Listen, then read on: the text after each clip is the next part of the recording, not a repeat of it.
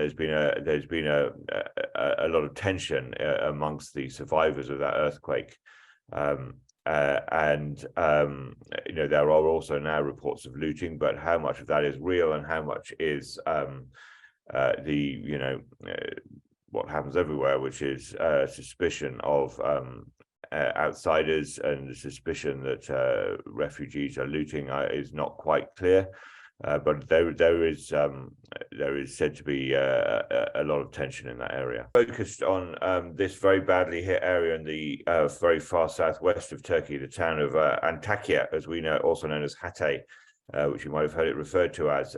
It seems to be very much the worst major city hit in this earthquake, and it's a very old city. It's a very famous city as Antioch, which is how some in the West will know it from history books. It's been almost entirely leveled. There's a big issue there with the fact that it's just close to the Syrian border, and it's home to hundreds of thousands of refugees. And there's been a lot of ill feeling between the refugees and the local population, and there's now been disputes over aid, and there's been a lot of tension amongst the survivors of that earthquake. There are also now reports of looting, but how much of that is real and how much is what happens everywhere, which is suspicion of outsiders, and the suspicion that refugees are looting is not quite clear.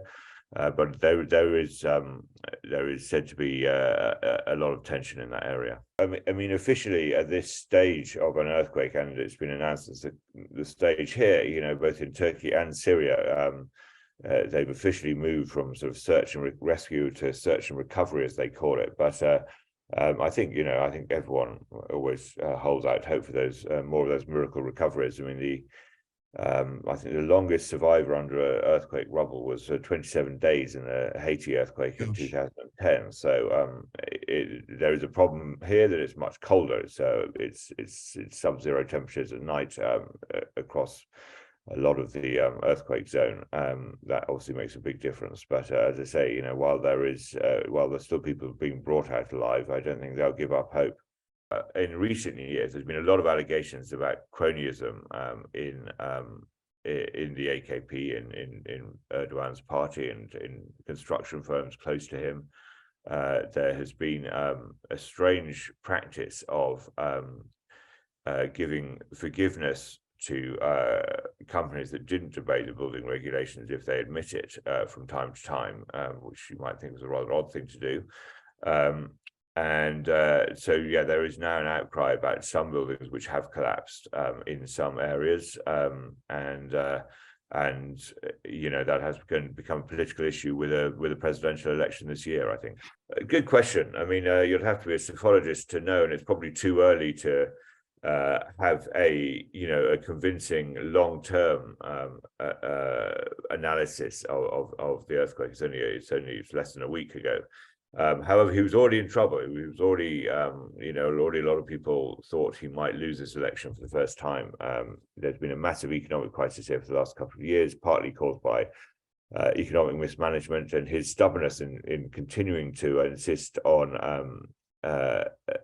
fiscal policies that were causing a collapse in the currency, which led to this huge inflation long after the inflation had started.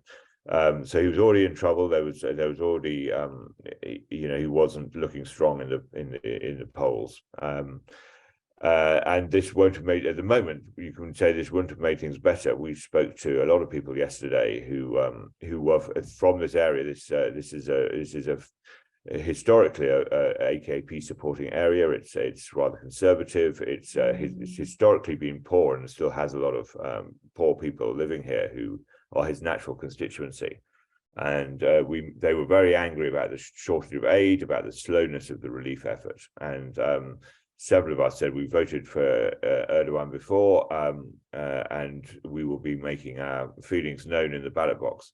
Others said, well, he's the only man we've ever voted for, and we still trust him to support us. So, mixed picture, but definitely quite a lot of people saying, this will affect the way we vote.